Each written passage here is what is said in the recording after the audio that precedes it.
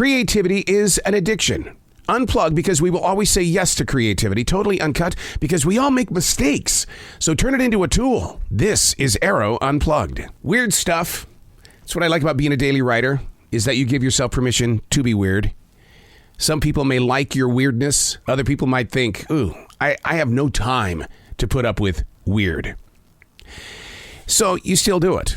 And the reason why is because when you put into your daily discipline the opportunity to write, to share thought, try not doing it. Your body will just explode because it needs that little bit of air to be released from your soul. Stepping onto an empty page with rarely, if ever, anything to say. Yet this page will soon have its own voice. Developing the courage to be a daily writer has an effect on my speaking language. On a page, you can say anything. While with others, such a thought comes with a warning. Not everybody's going to support the effort and or attempt.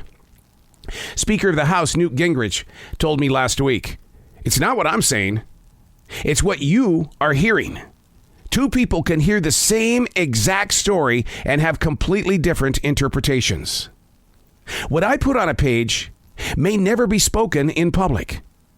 It's here that having a release is just enough. It protects the heart from saying too much. Seriously, if this were social media, you would have already hung up. Our time together isn't unlimited. Hey, it's Arroe. This is The Daily Mess, a chronological walk through an everyday world. I am a daily writer. I view life as an opportunity to listen to life, to be present in a moment of what is right now, because in all things, there's a lesson to be learned. We're constantly asking ourselves, how can I get through this? The answer was about 3 or 4 days ago. It was handed to you, but we instantly set it aside. This is The Daily Mess. Man, in a matter of days, I'm going to be celebrating another number in my years of travel. No moment passes that I'm not grateful.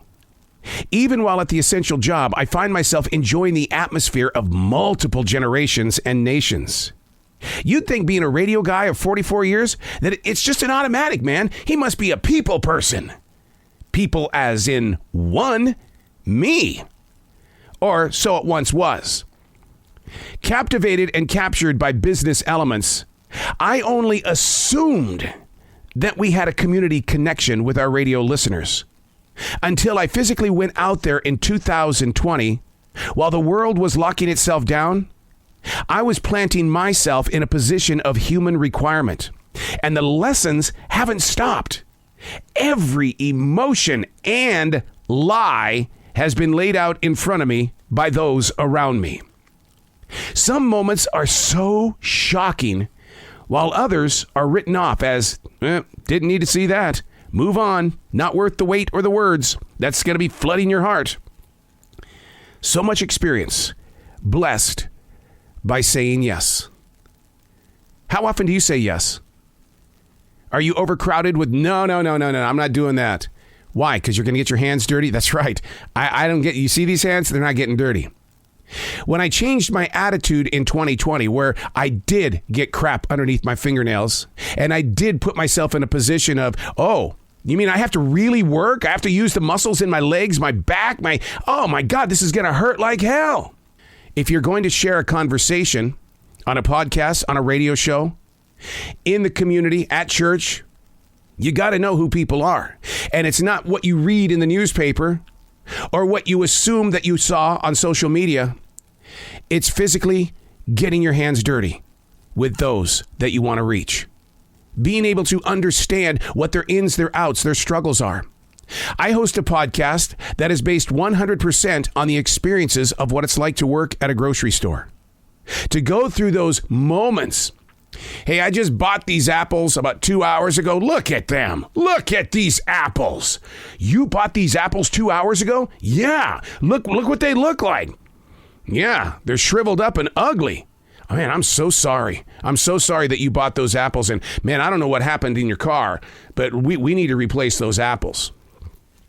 Man, I got a steak the other day. Made me sick to my stomach. I had to go to the doctor. I got the doctor's bill right here. I'm so sorry, sir. What can I do to help save this moment?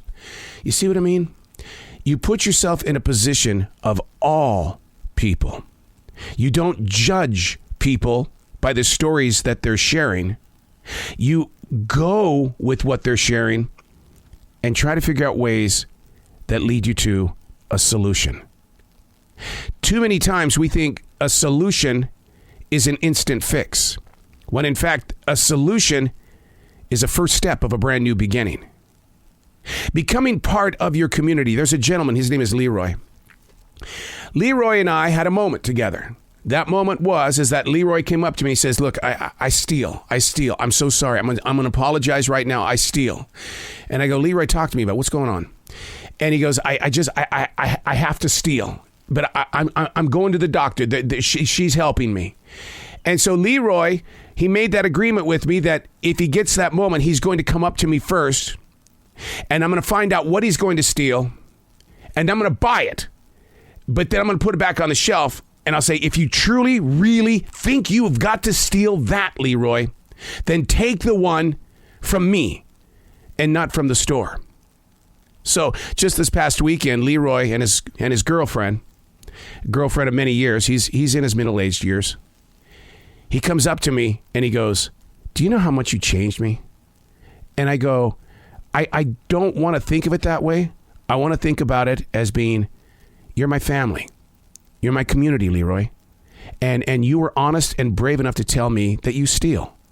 And so in my heart, I heard, reach out. But more importantly, reach in. That solution was 10 to 11 months in the making to have that conversation I just had this past weekend. See what I mean? It's a baby step.